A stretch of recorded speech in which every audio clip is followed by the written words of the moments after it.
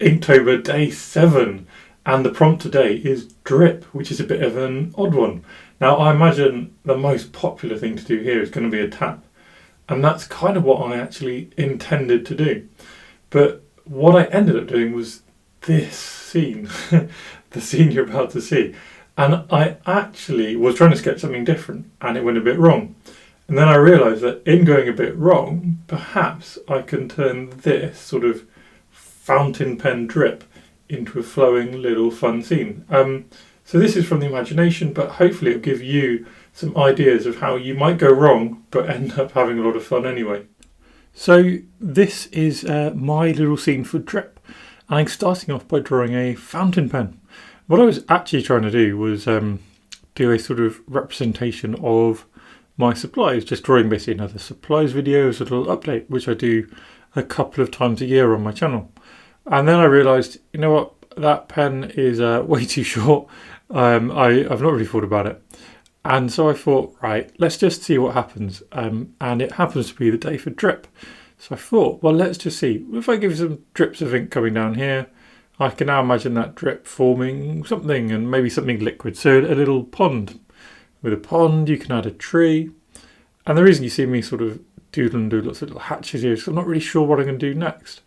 And I'm just sort of piecing the scene together bit by bit. So I thought, you know, let's do a horizon line. Let's do something in the sky. I don't want to go all the way across the sky because I don't know what I'm going to do to the right of our tree yet. I was like, well, what could lead from a little pond?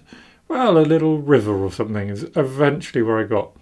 You can see more thinking, and then we go for it finally. We'll get a river and a waterfall. I thought the waterfall would actually be quite a fun way of kind of having symmetry of the dripping ink on one side and the water on the other.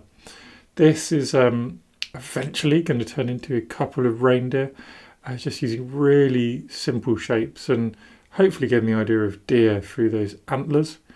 And then I thought I will build like a rocky kind of landscape around this waterfall.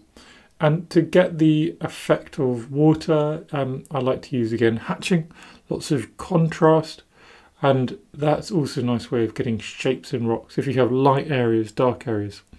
So building up my imaginary sort of rocky landscape, I then use lots and lots of hatching. To get lots of tone, lots of contrast, and try and pick these areas apart. You can see I've actually kind of lost the waterfall for now, but then I just keep working, finding extra little rock shapes to pop in my landscape, and more gentle hatching. This whole hatching process probably actually took me about 10 minutes. And I hope you'll agree, eventually, look, just here, just through the simple hatching, that waterfall emerges again. So it's the contrast, the light on dark, which matters, not the absolute darkness, absolute light. It's having that water feel light but ripply and surrounded by therefore darkness. That's how you get the effect of waterfall. So that was my first bit, my first little challenge, and another bit which sort of went wrong. And then I thought, let's contrast that even more by popping a faint city behind it, just to finish off the scene. Then to continue the idea of getting a bit of contrast, make this pen sort of stand out a bit more against the background hatching, I added some bold lines and even more hatching.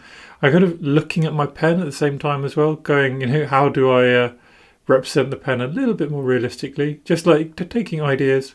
And then to finish off, I'm just dotting around, being like, you know, how can we actually make areas of this white space a bit more interesting? So a bit more hatching. You might have noticed me pop in a few little shapes of grass and things like that. And there you go, my little study of dripping ink using a lot of hatching to create contrast and therefore light and water. So thank you everyone for watching my little sketching videos. If you enjoy my content, please do subscribe to my channel because it makes me really, really happy. Thanks again.